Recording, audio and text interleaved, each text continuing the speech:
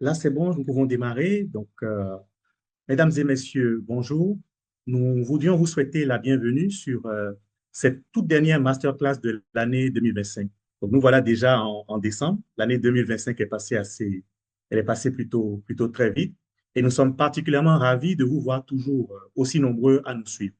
Alors, le thème de la masterclass de ce jour, il est assez singulier, en ce sens que nous explorons sur DFI différentes thématiques en lien avec l'inclusion financière, avec le mobile money, les services financiers, la réglementation des services financiers numériques, l'identité digitale.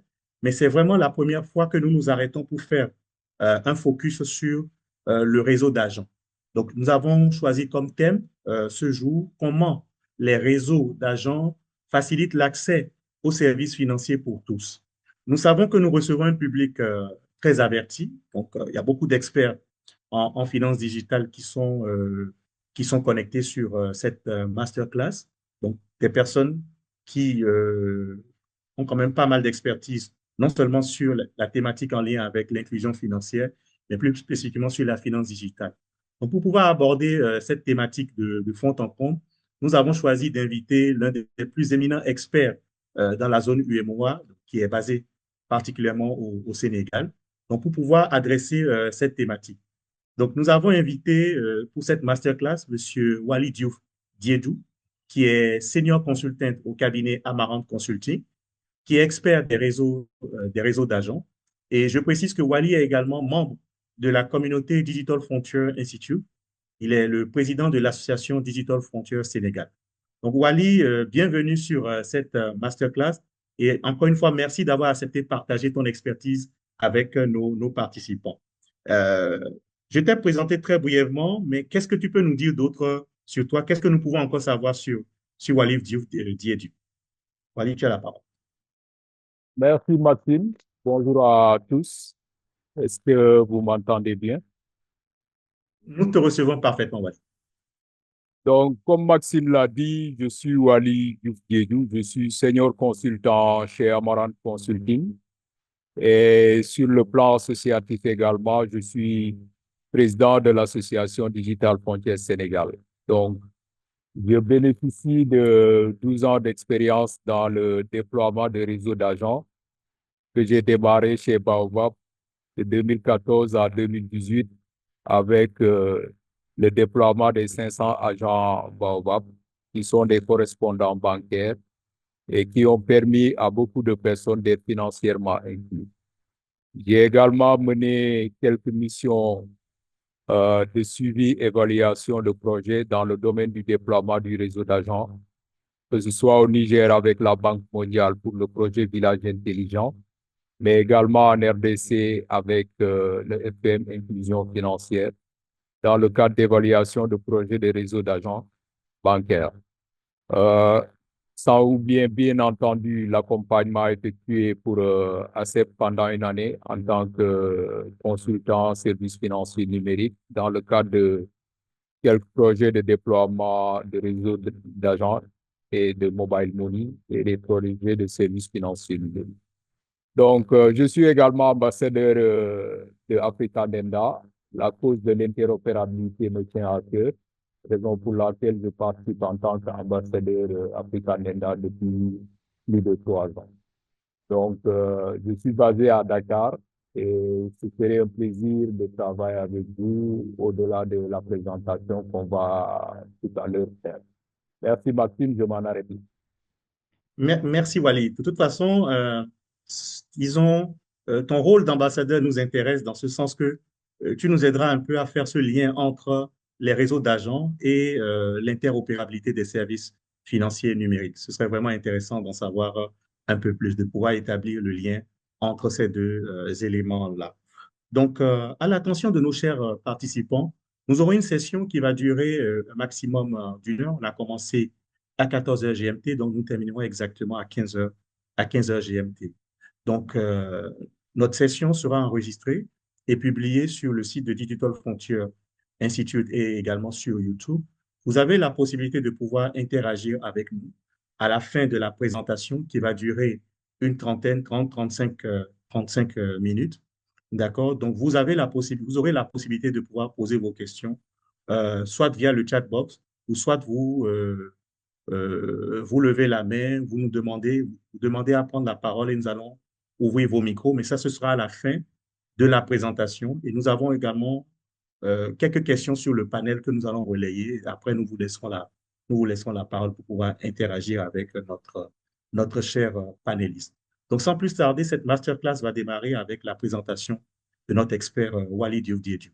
Wally, nous te laissons, est-ce que je vais dire l'antenne? Donc, voilà, tu peux démarrer ta présentation, s'il te plaît. Merci. Merci Maxime. Je ne sais pas si vous voyez bien la présentation. Est-ce que Oui, si tu peux la mettre un en, écran? oui, si tu peux la mettre en mode plein d'écran. Merci. OK. Donc, merci beaucoup Maxime et un plaisir d'être ici pour partager avec vous cette masterclass qui concerne la thématique comment les réseaux d'agents facilitent l'accès aux services financiers publics. Sans tarder, on va entrer dans le vif du sujet, sachant qu'aujourd'hui, ce qu'il faut prendre en compte en termes de contexte, on peut voir que dans la plupart des pays en développement, les succursales ou agences ne se trouvent pas là où vivent nos populations. On peut remarquer que nos populations parcourent des kilomètres pour avoir accès à leur argent, pouvoir déposer de l'argent, retirer de l'argent ou ne serait-ce que pouvoir transférer. Donc, la plupart de nos populations vivent en zone rurale et parcourent des kilomètres pour juste pouvoir effectuer un paiement ou bien un transfert d'argent. Et selon le dernier Global Findex, en Afrique subsaharienne, seuls 58% des adultes sont détenteurs de comptes mobile money ou de comptes bancaires. Ce qui sous-entend qu'au moins 42% de la population n'a pas accès à un compte bancaire. Ceci montre qu'il y a plusieurs défis à relever pour inclure davantage de personnes exclues. Cependant, grâce au réseau d'agents, on peut arriver à une plus grande inclusion financière. Mais qu'est-ce que le réseau d'agents?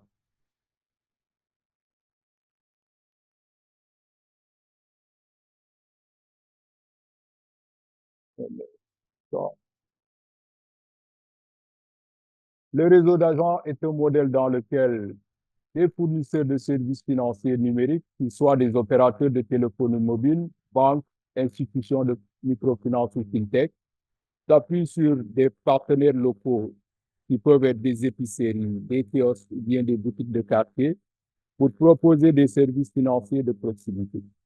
Ces agents agissent comme des points de contact pour les clients ayant des besoins en mobile money, ou bien des besoins en services financiers numériques, ou bien des besoins de dépôt, retrait, épargne, etc.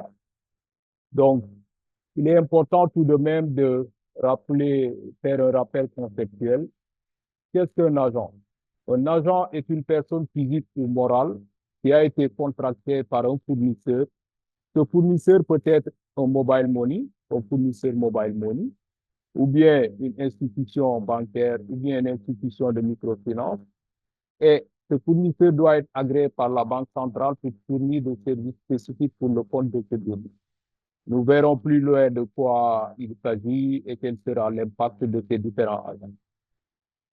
Il est important tout de même, avant de continuer, de différencier deux types d'agents. On a d'un côté les agents classiques et de l'autre côté les agents dédiés. Mais c'est quoi un agent classique? Un agent classique, c'est ce qu'on retrouve la plupart du temps dans la majorité des marchés qu'on a, que ce soit au Sénégal, que ce soit en Côte d'Ivoire, bien dans beaucoup de pays, ce qu'on retrouve, c'est les agents classiques. Un agent classique offre les services de plusieurs fournisseurs, comme vous le voyez ici sur l'image. Cet agent classique au Sénégal offre les services de Western Union.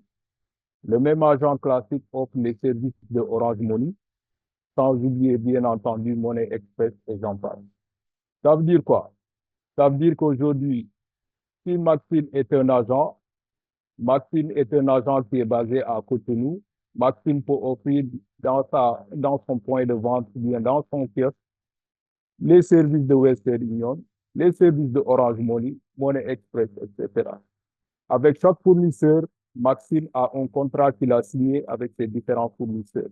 Avec ces différents fournisseurs, il a déjà aussi une grille tarifaire spécifique à chaque fournisseur. Donc, c'est ce qu'on voit dans la plupart des marchés. Je dirais plus de 80% des agents qu'on a sont des agents classiques. Mais à côté de l'agent classique, on a l'agent dédié. C'est quoi un agent dédié? Un agent dédié offre les services exclusifs d'un fournisseur. À gauche de l'image que vous avez l'agent classique, l'agent de MTN Mobile Money. Comme vous le voyez, le kiosque est brandé aux couleurs de MTN Mobile Money. À droite également, vous avez un agent Orange Money, un agent Mobile Money Orange Money. Ça veut dire que c'est l'agent dédié.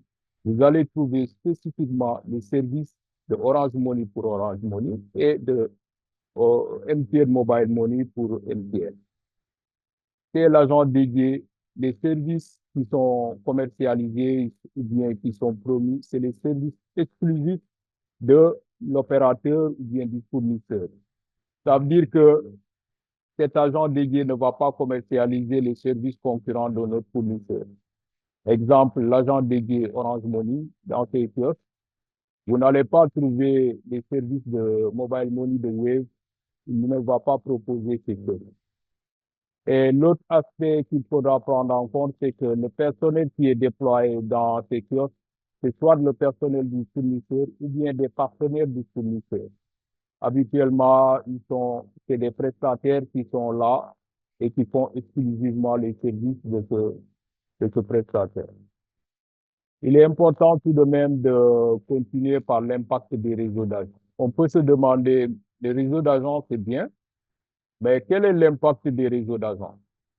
Le premier impact qu'on va ressortir, c'est par rapport au cas M-Pesa. Je pense qu'on ne peut pas parler de réseau d'agents et de mobile money sans pour autant parler de M-Pesa. M-Pesa est le berceau du mobile money en quelque sorte. Le Kenya est également le berceau du mobile money. Le réseau d'agents M-Pesa est un réseau d'agents mobile money qui a permis une proximité sans précédent. Les agents sont présents dans les zones rurales, périurbaines et urbaines. Imaginez en termes de maillage du territoire qu'on puisse déployer partout des agents mobile money. L'impact, c'est que ça a permis une démocratisation de l'accès et a permis aux populations qui étaient exclues à la base, qui n'avaient pas de compte bancaire, de pouvoir bénéficier de comptes mobile money, mais également de pouvoir envoyer leur argent, retirer leur argent et de pouvoir effectuer des dépôts également. En termes d'impact, M-Pesa a contribué à faire passer l'inclusion financière de 27% en 2006 à plus de 80% en 2019. Il faut noter que cette présentation, cette progression du moins, repose directement sur la densité du réseau d'agents qui compte plus de 160 000 agents actifs en 2023. Donc, le rapport Safaricom Annual Report 2023 a ressorti 160 000 agents actifs au Kenya. Et ces agents sont présents aussi bien en zone urbaine qu'en zone rurale, mais en zone périurbaine.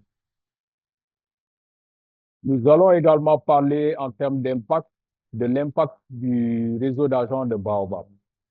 Comme certains le savent, l'institution de microfinance Baobab a déployé depuis 2015 un réseau de 500 agents bancaires qui sont appelés les correspondants bancaires, correspondants Baobab, ce qui a permis à des personnes vivant en zone rurale de bénéficier des services financiers de proximité. En termes de maillage, les agents Baobab couvraient aussi bien la zone urbaine qu'en zone rurale. Ça veut dire concrètement un agent Baobab, chez un agent Baobab, le client Baobab, au lieu de venir jusqu'à l'agence, peut aller chez ses points dédiés pour effectuer un dépôt, pour effectuer un retrait, et également effectuer rembourser son crédit. Donc, les chiffres partagés par Baobab lors d'un webinaire en mars 2023 en disant sur l'impact, Et ces chiffres montrent qu'il y a eu 1,3 million de transactions à cette date qui ont été réalisées dans le réseau de correspondants pour un volume de 186 millions d'euros sur les trois pays, Sénégal, Madagascar et Côte d'Ivoire. Mais à côté de l'institution Baobab, nous avons une autre institution de microfinance dénommée Finca en RDC, par exemple. L'institution de microfinance Finca, via son réseau Finca Express, a déployé un réseau d'agents qui lui a permis de faire passer sa base clientèle de 70 000 en 150 000 clients en peu de temps. Ça veut dire quoi? Ça veut dire que le réseau d'agents a permis une plus grande acquisition de clientèle. Se basant sur le réseau d'agents, ils ont pu proposer le service au last mile aux clients qui sont dans les zones reculées, vivant en zone rurale, pour les transformer en clients de l'institution. On voit dans ce sens que les deux exemples partagés permettent une plus grande acquisition clientèle, mais également une fidélisation de la clientèle à travers le portefeuille de clients existants, mais aussi à travers l'acquisition de nouveaux clients qui sont dans les zones reculées. Le dernier exemple qu'on va voir, c'est par rapport à Banque Colombia. Banque Colombia est une banque qui est en Colombie. Il faut noter que entre 2008 et 2021, les banques Colombia, une banque offrant ses services en Colombie, a multiplié par 5 sa base clientèle pour atteindre 17 millions de clients. Ce succès est largement dû à la capacité de la banque à créer un vaste réseau d'agents combiné à une solide force de vente qui a atteint aussi bien les zones reculées et les municipalités de la Colombie. Donc, ceci montre quel peut être l'impact des réseaux d'agents pour acquérir de nouveaux clients, mais aussi pour amener les services financiers numériques au last mile. Il est important tout de même de dissocier différentes typologies de réseaux d'agents. Sur les exemples précédents qu'on a mentionnés, on peut voir qu'il y a différents types de typologies de réseaux d'agents. Réseau d'agents mobile money, mais aussi le réseau d'agents bancaires. Nous allons passer au premier réseau d'agents mobile money. Ici, ce qu'on voit la plupart du temps dans beaucoup de pays africains, c'est le réseau d'agents mobile money. La particularité ici, c'est que les agents, la plupart du temps, sont focus sur le P2P, sur les cash-in, cash-out, bill payment, transfert d'argent. Mais il faut noter également que ici, la cible est constituée de clients ayant habituellement des besoins de transfert d'argent ou de paiement. Exemple, une personne qui va venir effectuer un dépôt, c'est l'agent mobile money, peut le faire via l'agent mobile money. Ce qu'il ne faut pas perdre de vue également est que dans un réseau d'agents mobile money, le client dispose habituellement d'un compte mobile money chez un opérateur de téléphonie mobile ou bien un émetteur de monnaie électronique. Un client, par exemple, qui dispose d'un compte chez MTN ou bien Orange ou bien Wave, avant de pouvoir transacter, et les transactions se feront avec ce compte. À côté du réseau d'agents mobile money, il y a le réseau d'agents bancaires ou agency banking. Ici, la cible est constituée de clients ayant des comptes dans l'institution financière. Exemple, si, par exemple, le client Khadi a un compte bancaire, c'est l'institution Baobab. L'institution Baobab ayant déployé un réseau de 500 agents bancaires, Khadi, au lieu de venir à l'agence principale, si Khadi habite par exemple au Maris, au lieu qu'elle puisse venir à l'agence de, de Parcelles pour faire ses transactions, elle va simplement se rendre chez l'agent de Maris pour faire son dépôt ou bien pour retirer de l'argent dans son compte et fait depuis l'agent de Maris. Elle peut également utiliser l'agent qui est basé au Maris pour pouvoir faire le remboursement de son compte. Et ceci à des horaires où les agences sont fermées et des fois même durant le week-end, puisqu'il y en a des agents qui ouvrent les week-ends. Ce qu'il ne faut pas perdre de vue, comme je l'ai mentionné, est que dans l'agent banking, le client dispose d'un compte bancaire dans une banque ou bien une institution de microfinance, mais également, il doit être enrôlé avant de pouvoir effectuer ces transactions. Enrôler, c'est le fait d'aller en agence pour qu'on puisse associer son compte et qu'on puisse lui permettre de faire des transactions via le réseau d'agents. La photo que vous avez en bas, c'est un agent également qui est un agent dédié de Equity Bank, qui offre également des agents dédiés comme modèle. Et les clients de Equity Bank qui a déployé 42 000, Equity Bank au Kenya a déployé 42 000 agents pour permettre à leurs clients d'effectuer le remboursement à proximité.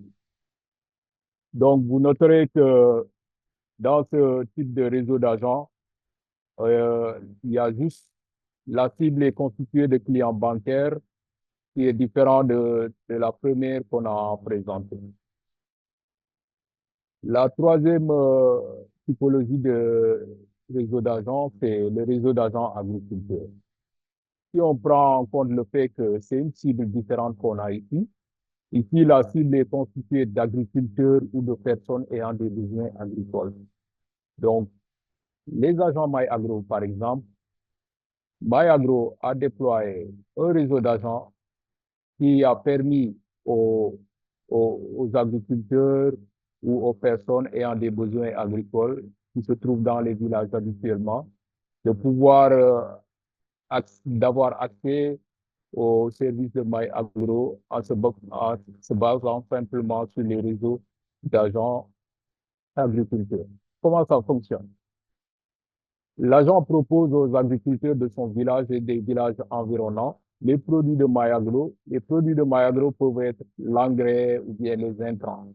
Donc, l'agent vend des cartes MyAgro et incite les agriculteurs à cotiser. Donc, avant l'arrivée de l'hivernage, si vous êtes au Sénégal habituellement entre octobre et mai, l'agriculteur anticipe le paiement de son engrais ou semence qu'il reçoit de MyAgro avant le début de l'hivernage. À chaque fois que Maxime, par exemple, si Maxime est un agriculteur, à chaque fois qu'il a 1000 francs, il peut aller chez l'agent agriculteur pour cotiser. Et une fois qu'il a atteint le montant de 30 000, si le sac de l'engrais coûte 30 000, quand MyAgro va venir déployer, on va lui donner le sac puisqu'il est ayant déjà cotisé au préalable. Donc, dans ce réseau d'agents d'agriculteurs, l'agent va promouvoir l'offre agricole, mais également les services de seconde génération. Quand on parle de services de seconde génération, on va faire référence aux micro-assurances ou bien au microcrédit, l'assurance agricole, par exemple. Par exemple, cet agent, au-delà de faire des transactions, d'inciter les clients à prendre l'offre de MyAgro, peut faire la promotion des microcrédits pour inciter les agents à prendre des microcrédits ou bien en rapport avec un partenaire assureur, on peut lui permettre d'avoir accès à des micro-assurances. Donc, c'est un modèle qui n'est pas encore trop développé, mais qui existe et à mon sens, qui peut être utilisé par les agriculteurs pour toucher les segments qui jusque-là n'étaient pas inclus.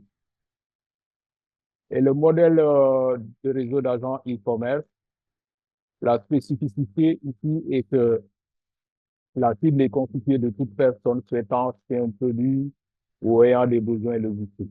Exemple, Jumia, qui est une plateforme de e-commerce, a déployé des agents. Les agents Jumia, qui sont des points de relais, commandent pour le compte du client. Si, par exemple, le client Papa Tété habite au Maris, le point relais de Jumia qui est basé au Maris et à proximité, il peut aller là-bas pour, ou bien s'il va dans ce point, l'agent va lui proposer d'acheter les produits qui sont disponibles sur la plateforme Jumia. Et dans ce sens, on va remarquer que l'agent va faire la commande et derrière la livraison se fera dans le point de cet agent. À la différence des autres modèles qu'on a vus, des autres agents qu'on a vus, ici, l'agent va recevoir des colis dans son point de vente et va remettre les colis. Mais l'agent sera rémunéré également sur le fait qu'à chaque fois qu'il commande pour un client, il sera rémunéré sur cette base. Donc, les agents proposent aux clients les produits de Jumia qui sont disponibles sur le site, qui peuvent être des produits de téléviseurs, réfrigérateurs et j'en passe. Ceci étant dit, il est important de noter que le déploiement du réseau d'agents euh, se fait également avec un pilotage et un suivi approprié. En termes de pilotage, ce qu'il ne faut pas perdre de vue, c'est que chaque fois quand on arrive sur le marché, il faudra recruter des agents, former des agents et suivre des agents. La trilogie recrutement, formation, suivi des agents est indispensable dans tout système de réseau d'agents. Mais le recrutement se fait via une sélection des agents. Sur quelle base on doit sélectionner les agents? Les agents peuvent être sélectionnés en fonction de l'emplacement de l'agent. Si vous regardez bien les agents qu'on a euh, dans la plupart des villes ou bien dans la plupart des localités, vous allez voir que l'agent Orange Money a un emplacement bien défini. L'agent Wave a un emplacement bien défini qui capte l'attention, que ce soit au niveau des ronds-points, que ce soit au niveau d'un point stratégique.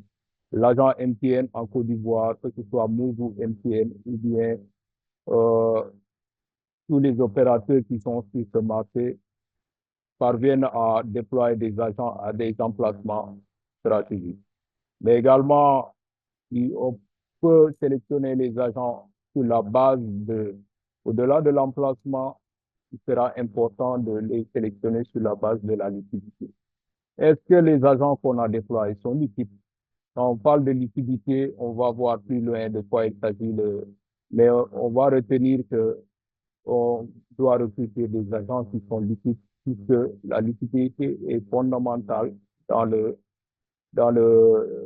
la continuité des services de réseau d'agents. Mais également, il y a l'aspect crédibilité. Est-ce que l'agent qu'on recrute est crédible?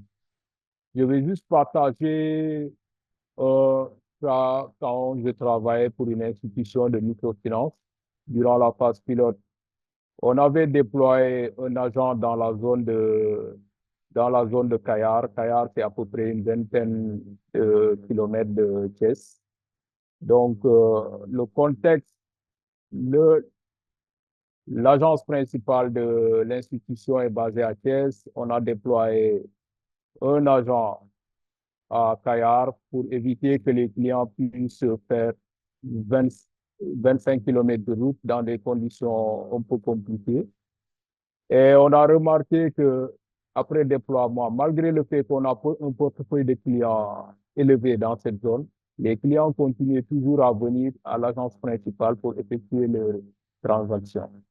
Donc, quand on a poussé un peu l'investigation, on s'est rendu compte que ce qui est dit, c'est que la personne qu'on avait activée, l'agent qu'on avait activé sur place, avait détourné, selon les dires des clients, de l'argent dans l'institution dans laquelle elle travaillait au préalable. Ce qui fait que les clients qui sont dans cette zone, n'avaient pas confiance à cet agent pour aller faire le dépôt et retrait. On a arrêté, on a désactivé cet agent pour réactiver un autre. Mais 2 jours après avoir réactivé un autre agent, les transactions ont commencé à exploser. Tous les agents qui venaient à Thiès pour faire les transactions sont restés dans leur localité pour pouvoir faire le dépôt, le prêt, etc. Donc, en ce sens, on voit que la crédibilité de l'agent qu'on active doit être prise comme un critère déterminant dans l'activation et le recrutement des agents. Mais au-delà du recrutement, on peut parler également de la formation. Une fois qu'on a recruté un agent, il faudra le former. Le former sur quoi? Le former sur la plateforme de réseau d'agents ou bien agent cyber. Chaque institution vient avec sa plateforme. Donc, quand vous recrutez un nouveau agent, Il faudra le former. Si vous utilisez une plateforme avec un ordinateur, il faudra le former sur comment fonctionnent les dépôts, comment il doit procéder pour faire un dépôt, comment il doit procéder pour faire un retrait, comment il effectue les transferts, les paiements et campagnes. Donc, étant donné que chaque fournisseur a sa plateforme dédiée, certains vont utiliser un ordinateur, d'autres vont utiliser un POS, d'autres vont utiliser un téléphone avec l'USSD, comme d'autres qui vont utiliser des smartphones. Mais également, il est important de le former sur la gestion des erreurs ou bien des incidents. En cas d'incident, qu'est-ce qui doit être fait? Si, par exemple, l'agent effectue, quand le client veut déposer 100 000 francs, l'agent effectue par erreur un dépôt de 100 000 francs 10 fois, qu'est-ce qu'il faut faire? Tout ça, c'est des choses sur lesquelles il faudra former l'agent pour la remontée des incidents. Quand il y a un incident, comment est-ce qu'il doit procéder? Donc, le fournisseur doit former l'agent sur la gestion de la liquidité également. Comment est-ce qu'il doit gérer sa liquidité? Mais également, il faudra visiter l'agent.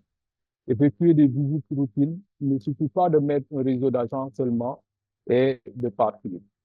Le fait de pouvoir visiter à des fréquences régulières permet de garder également la relation avec l'agent et également de pouvoir contrôler ce qui se passe dans le point. Au-delà des suivis téléphoniques qu'on peut effectuer également, il faudra prendre en compte le fait qu'à chaque fois qu'on ajoute un nouveau service ou un nouveau produit, il faudra le former. L'erreur que beaucoup d'institutions vont faire, ils vont te dire que moi, j'ai 10 000 agents, mais derrière, quand ils déploient un nouveau service, à la base, ils avaient juste un SICO, cash-in, cash-out. S'ils rajoutent le service paiement marchand, par exemple, ils ne vont pas passer dans les points pour former tous les agents. Il faudra donc s'assurer que chaque déploiement de nouveaux services, chaque rajout de nouveaux services dans vos services puisse être accompagné d'une formation des agents qui sera effectuée. On a recruté les agents, on a formé les agents, mais il faudra les suivre. Le suivi des performances des agents vous permet d'avoir une meilleure visibilité sur ce qui se fait dans votre métier. Il est essentiel de disposer d'un tableau de bord pour évaluer la performance et d'un rapport mensuel d'activités permettant d'assurer une bonne visibilité des réalisations. Le suivi des performances via le nombre de transactions, combien de transactions qui sont effectuées par l'agent par mois, par exemple, 10 transactions, 100 transactions, 1000 transactions. Donc, le nombre diffère selon les agents.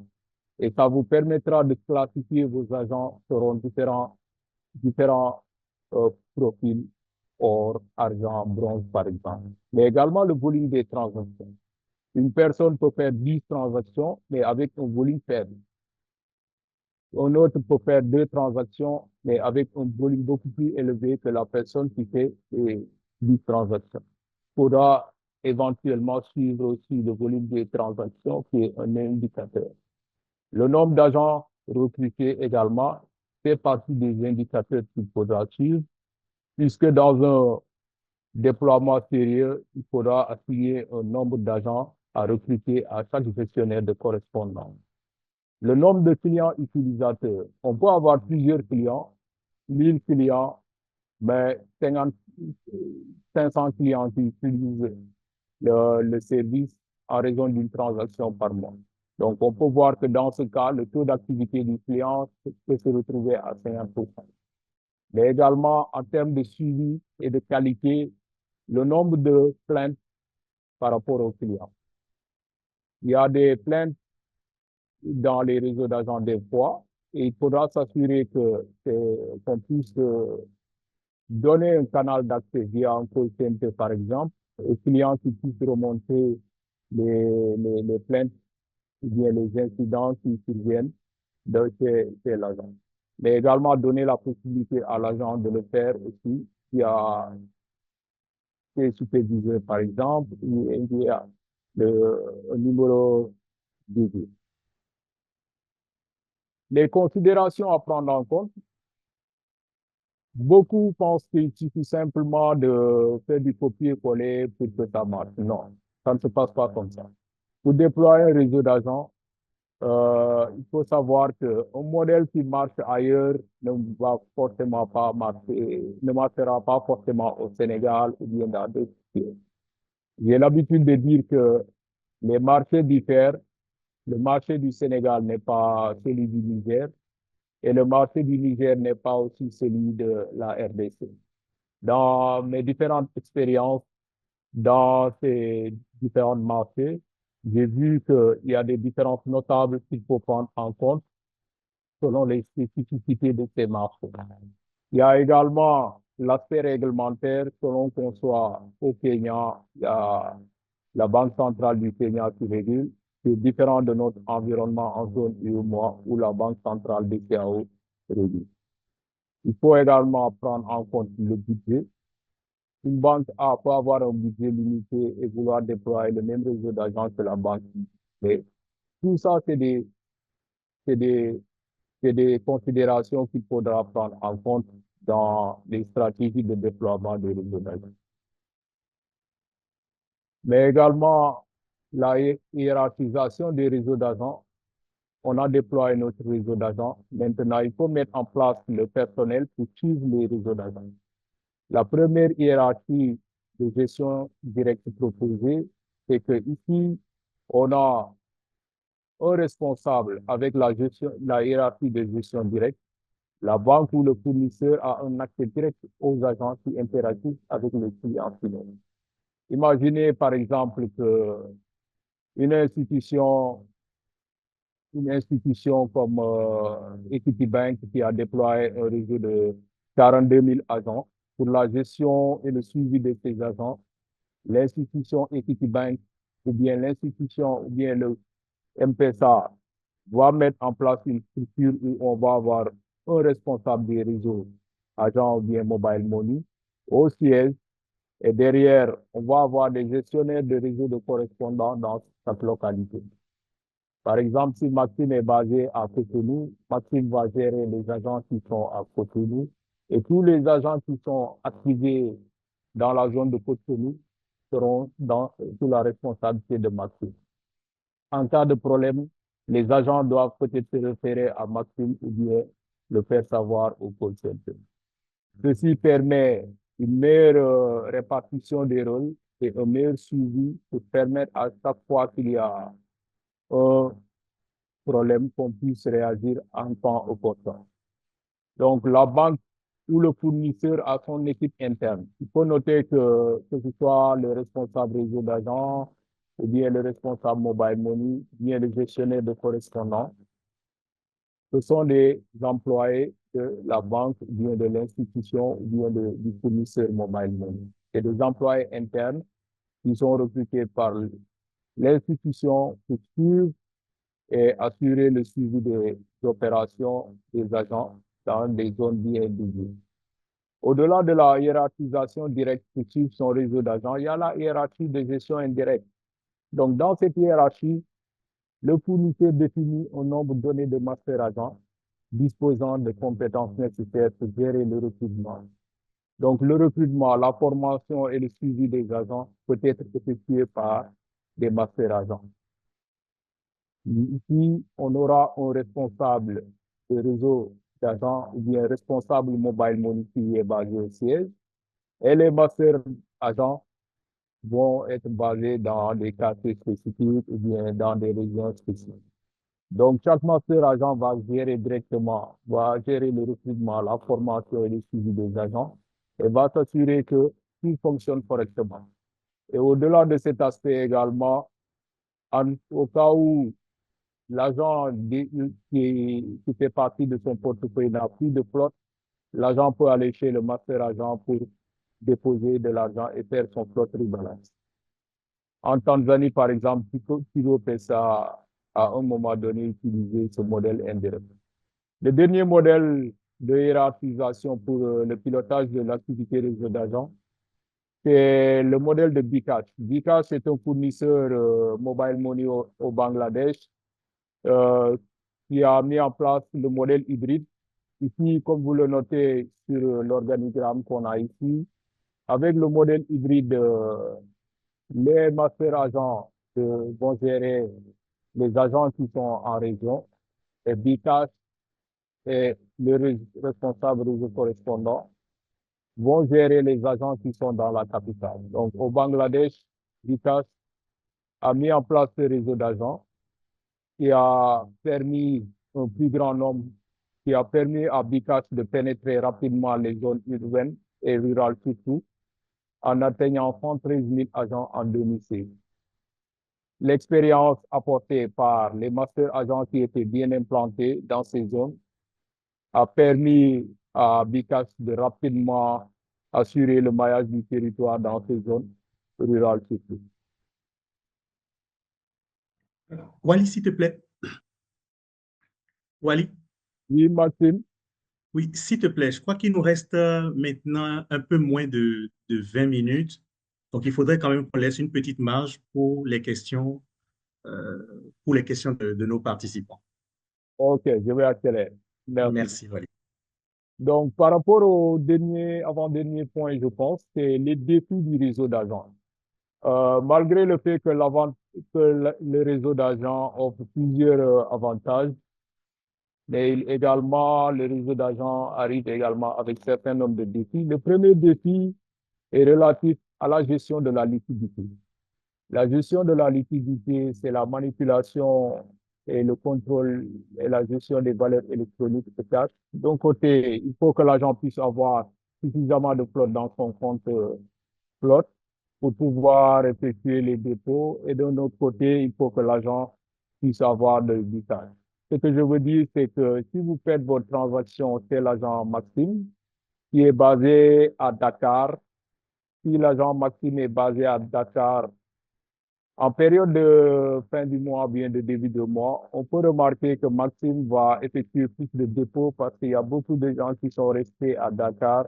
Ils vont faire le dépôt pour envoyer leur argent en région, à leurs parents restés en région. Donc, dans ce cas, Maxime va avoir besoin de plus de valeur électronique dans son point. Par contre, si l'argent est envoyé, par exemple, à l'agent Wali qui est basé à Ziguinchor, la personne à qui on a envoyé l'argent va aller retirer chez l'agent Wali, ce qui veut dire que l'agent Wali aura plus besoin de cash dans son compte. Donc, afin de pouvoir avoir une meilleure répartition de l'argent sous forme de cash électronique, mais également de flotte, il est important donc de relever le défi de la gestion de la liquidité. Ceci est un principal défi. La formation, nous n'allons pas perdre de temps sur ça. On en avait parlé, mais il est important de rectifier comme suivent les agents. Le troisième défi, c'est par rapport à l'infrastructure technique. Comme on le sait, la plupart du temps, les agents qui sont basés dans les zones rurales euh, ont des connexions limitées, alors que les systèmes fonctionnent la plupart du temps avec les connexions Internet et bien l'USSD. Donc, le défi de l'infrastructure est une réalité. Si on fonctionne via USSD ou bien si on fonctionne via Internet, l'accès à l'Internet peut poser des problèmes. Au-delà de ça, on a le défi réglementaire. Les opérations d'agents doivent se conformer à la réglementation. La réglementation du Kenya n'est pas la réglementation qui est appliquée en zone UEMOA. En zone UEMOA, pour le moment, il n'y a pas de réglementation spécifique au réseau d'agents, mais néanmoins, il faudra se référer à l'instruction 01-2024 qui régit les modalités d'exercice des services de paiement. L'autre défi, c'est par rapport à la sécurité et la fraude. La fraude est une réalité, même si les opérateurs mobile money n'en parlent pas. Donc, il sera important de pouvoir sensibiliser les agents sur les différents cas de fraude. La fraude peut être interne, c'est-à-dire initiée par l'agent, ou bien elle peut être externe, c'est-à-dire initiée par l'agent. Un exemple de typologie de fraude, par exemple, dans des dans des répartitions de grilles tarifaires de commissionnement du moins, de grilles de commissionnement où c'est effectué par palier. Certains agents seraient tentés de faire, de rajouter un montant de transaction à chaque fois qu'un client dépose, par exemple, 10 000 francs, ils vont mettre 10 francs de plus, 10 800 qu'ils vont saisir dans la transaction juste pour pouvoir entrer dans le palier supérieur. Il est important de noter que même si les réseaux d'agents présentent plusieurs défis, ces défis ne sont pas sûrement insurmontables et peuvent être surmontés grâce à l'accompagnement d'experts, mais aussi la formation des équipes et le suivi du réseau d'agents. Donc, c'était le dernier point. Je vous remercie pour votre attention et me tiens à votre disposition pour d'éventuelles questions. Merci. Merci beaucoup, Wally, pour cette brillante présentation. J'ai eu beaucoup de mots de félicitations dans le chat. Il nous reste à peine 15 minutes. J'ai une question de Ali Ndiaye. J'ai également une question d'un participant qu'on va peut-être évacuer très rapidement parce qu'il demande si, un participant demande si Mayagro est une fintech. Ça peut aller rapidement, c'est oui ou c'est non. Je ne sais pas le statut qu'ils ont, mais les services qu'ils proposent, en tout cas, peuvent être, certains de leurs services peuvent être associés à un service de fintech. Donc, j'ai ressorti juste cette partie de service, mais les services qu'ils offrent touchent, je pense, une partie de la fintech. Merci, Wally. Je peux compléter à ta réponse que voilà, c'est peut-être, c'est-à-dire oui, il y a un côté fintech, ils utilisent la technologie pour pouvoir distribuer des produits agricoles dans le milieu agricole. Donc, il y a ce côté fintech, mais peut-être aussi avec d'autres services de type agritech. Voilà. Donc, et je crois que nous avons quand même beaucoup d'agri-dealers, je crois que c'est comme ça on les appelle. On a beaucoup d'agri-dealers dans les écosystèmes en Afrique subsaharienne. Voilà. Dès que j'ai fini par trouver le mot, c'est beaucoup plus un agri-dealer. C'est beaucoup plus un agri-dealer qui utilise la technologie. Voilà, pour gérer ses stocks et les stocks et les ventes de produits. Alors, la deuxième question, est-ce que, Wally, tu peux revenir un tout petit peu, avant que je ne pose la question d'Aliou Ndiaye, est-ce que tu peux revenir un tout petit peu sur les avantages du réseau d'agents? Voilà, pour les clients, les fournisseurs, les prestataires de services financiers. Est-ce que tu peux revenir globalement? Parce que tu as donné beaucoup d'exemples. Donc, si on devait avoir une sorte de takeaway, quelque chose que nous devons retenir de cette masterclass, quels sont les principaux avantages du réseau d'agents? Merci Maxime pour cette question. Je pense que le premier avantage, on va dire l'avantage client. Si on analyse du point de vue avantage client, c'est par rapport à la proximité du canal offert. On voit que la plupart du temps, les clients vivant en zone rurale vont parcourir des kilomètres pour pouvoir accéder à leur argent. Là, c'est le réseau d'agents qui vient dans leur village, dans leur localité, dans leur marché. Donc, il y a plus de proximité. Le deuxième avantage, c'est que le client ne va pas supporter le coût du transport pour venir juste à l'agence Mobile Money ou bien pour venir juste à l'agence bancaire faire sa transaction. Ce qui lui évite de faire de payer le coût du transport, le taxi ou bien le car rapide en quelque sorte. Mais également, l'autre avantage pour le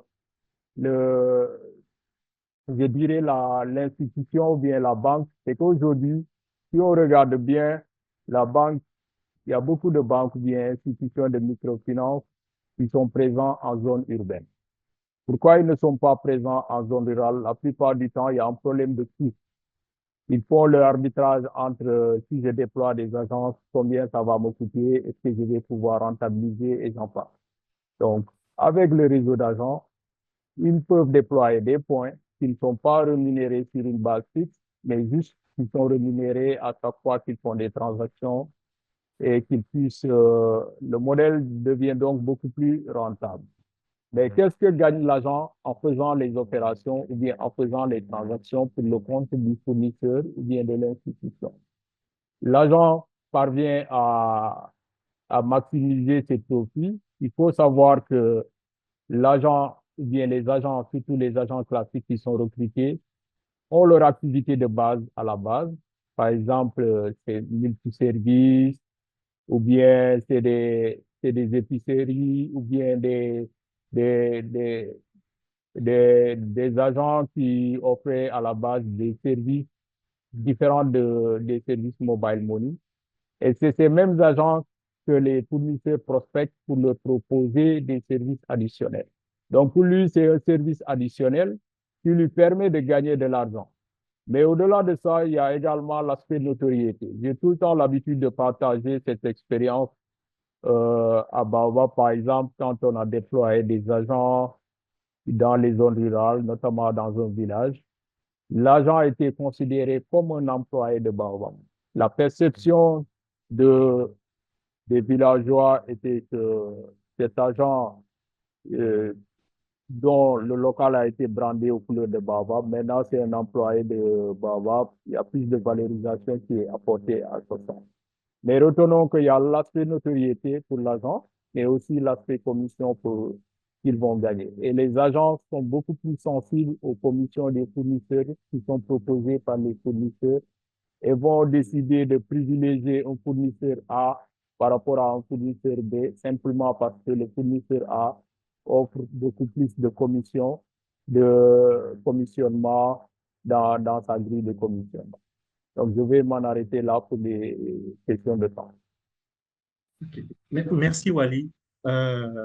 Nous avons une question de Alioune Diaye qui souhaiterait savoir si avec l'entrée, l'opérationnalisation de la plateforme d'interopérabilité de la BCAO, il souhaiterait savoir quelles sont les pistes de solutions pour pouvoir gérer la tension de trésorerie au niveau des agents.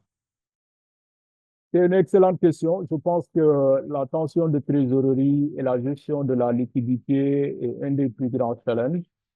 Maintenant, avec le déploiement d'outils, on peut s'attendre peut-être à ce qu'il y ait beaucoup plus important de clients chez l'agent.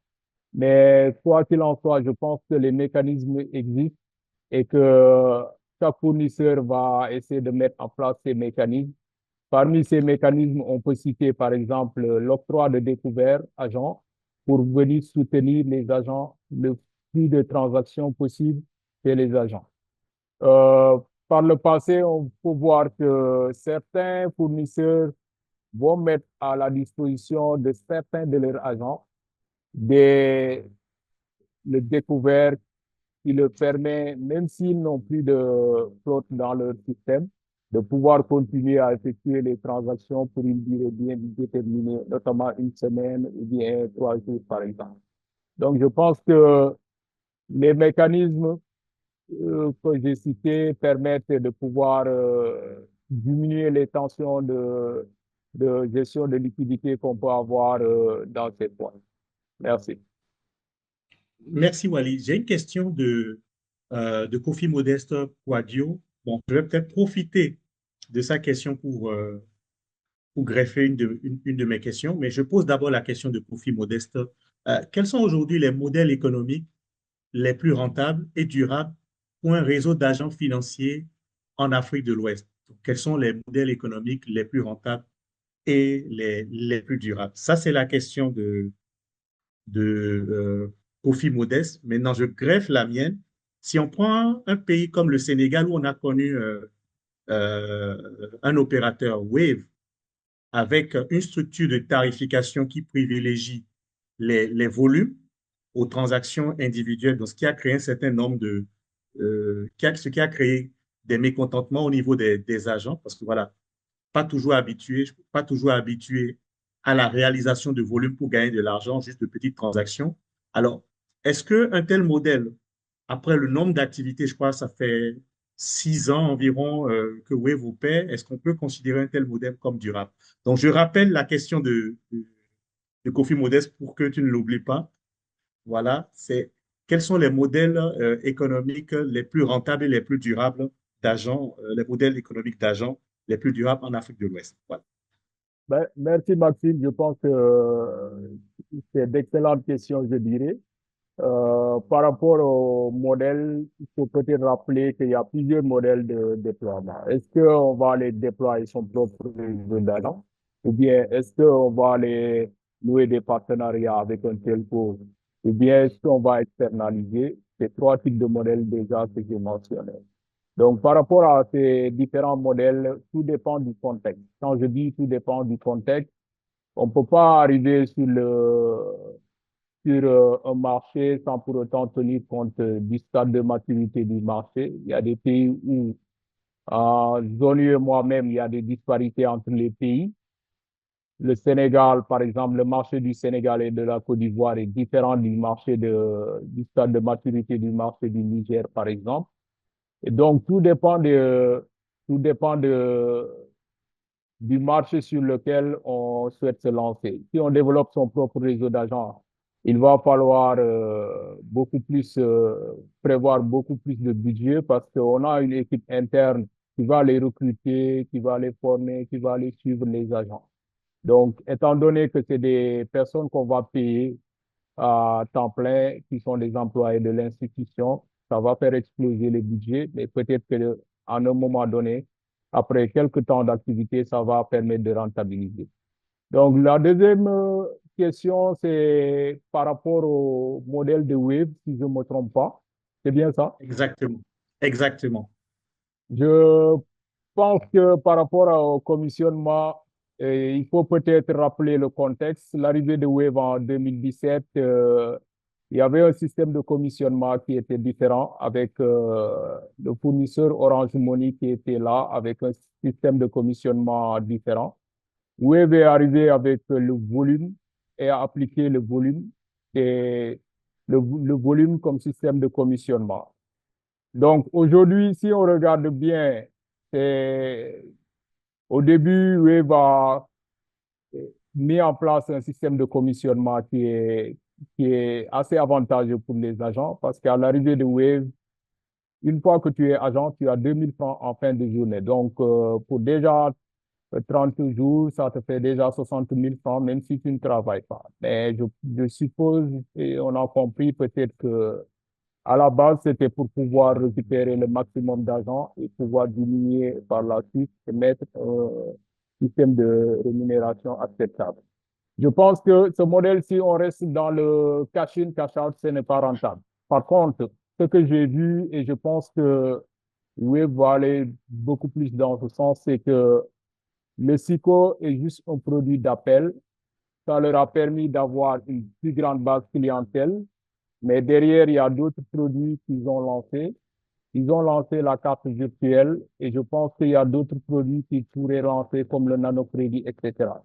Je ne pense pas qu'ils vont rentabiliser sur ça. Je ne pense pas qu'ils vont rentabiliser sur le support. Mais je pense que leur stratégie, c'est plutôt de s'appuyer sur le support pour élargir la base clientèle.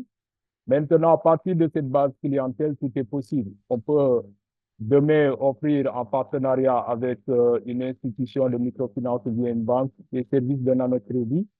On a vu qu'il y a des services de l'épargne bloquée qui est disponible on propose des services de coffre.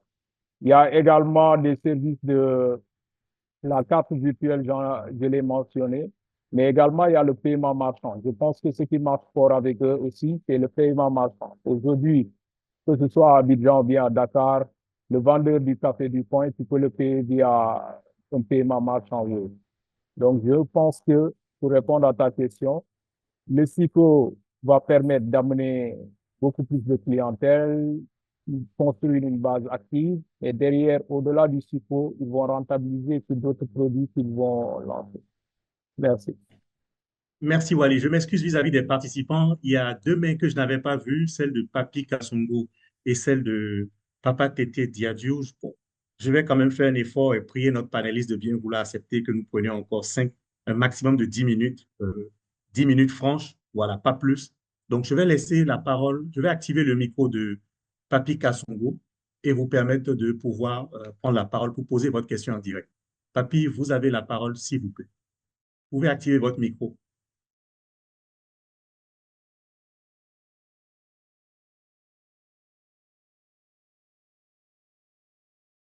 Papi, votre micro est activé. Si vous voulez prendre la parole, Vous m'entendez? nous vous recevons. Vous pouvez y aller. Je Oui, vous prie de vous d'accord. présenter très rapidement et poser directement votre question. Merci. Oui, bonjour Wally. Bonjour, papi. Voilà, ma question, j'en avais deux. En fait, l'une des questions, c'était liée aux différentes typologies de modèles. Quelle était la typologie la mieux adaptée? Je crois que tu as déjà répondu à cette question, ou la plus efficiente, parce qu'il y a plusieurs modèles.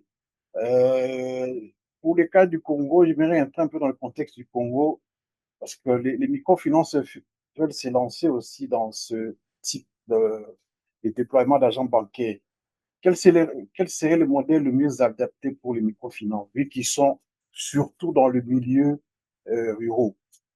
La seconde question, c'était lié euh, à la gestion des liquidités aussi, parce que le déploiement des réseaux d'agents demande une, avoir une certaine liquidité.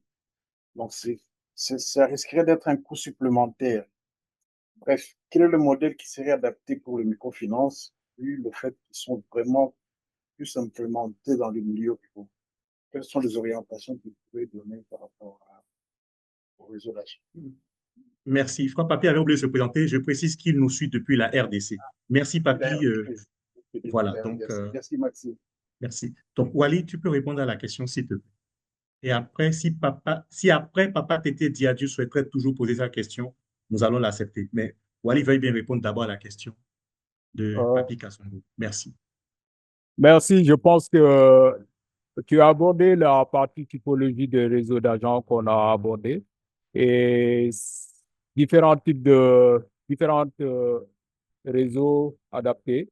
Mais si je prends le contexte de la RDC, que je connais un peu, pour avoir effectué une mission dans la zone nord, notamment à Bukavu, dans le déploiement et l'accompagnement même du réseau d'agents de l'institution de microfinance Copec Chai, j'ai vu que le contexte de la RDC, si on est un acteur en tant que réseau d'agents ou bien agency banking, on peut développer son propre réseau d'agents. C'est ce que j'ai conseillé en tout cas à Chai, Copec Chai, qui est une institution de microfinance et qui a réussi à déployer un réseau d'agents pour permettre à leurs clients de ne pas venir en agence, mais simplement de se rendre chez les agents concernés pour pouvoir déposer leur argent, effectuer leur retrait.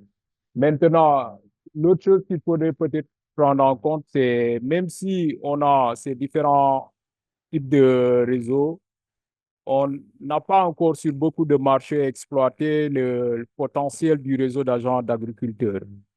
Au-delà de rendre disponibles les services bancaires chez les agents bancaires, par exemple, on peut utiliser ces agents bancaires pour vendre les services d'agriculteurs ou bien les services de microfinance, microcrédit ou bien d'assurance agricole. Donc, je pense que la thématique est vaste, le pays est vaste, il y a plusieurs besoins également. La RDC, c'est plus de 2 200 000 kilomètres. Le Sénégal, c'est 196 712 kilomètres carrés. Donc, les contextes diffèrent et également, il y a beaucoup de choses qu'il faut prendre en compte. Mais je pense que au-delà du SIPO, des agents SIPO, cash in, cash out qu'on voit, des agents mobile money, je vais plutôt recommander d'aller dans le sens d'un réseau de déploiement agents bancaires pour les institutions bancaires et de microfinance, mais aussi parallèlement qu'on puisse utiliser ces réseaux pour vendre les services additionnels, que ce soit en partenariat avec un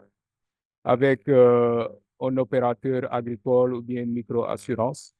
Mais quoi qu'il en soit, je pense que c'est spécifique à chaque opérateur, c'est spécifique à chaque institution de microfinance qui va peser le pour et le contre par rapport à son potentiel et par rapport à sa stratégie qui a été initialement définie.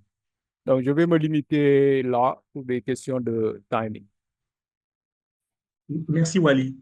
Est-ce que Papa Tété souhaite toujours poser sa question? Il avait levé la main. Sinon,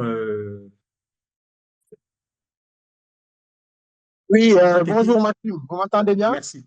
Oui, oui, nous vous recevons. Vous pouvez vous Merci présenter et Maxime. poser votre question, s'il vous plaît. Merci. Oui, merci Maxime, merci Wally pour la présentation. Moi, c'est Monsieur Diadou Papatété, j'appelle du Sénégal. Donc, en fait, juste deux contributions que je voulais faire. Une, c'est relativement à PI. PI, c'est le système de paiement instantané de la Banque centrale en Afrique de l'Ouest, là, qui a introduit une nouveauté, peut-être qui passe un peu inaperçue, c'est le fait que aujourd'hui le réseau marchand puisse faire du réseau d'agents, c'est-à-dire de faire du piquage ou du picot au niveau des réseaux marchands. Donc, de fait, ils deviennent aussi des réseaux d'agents bancaires.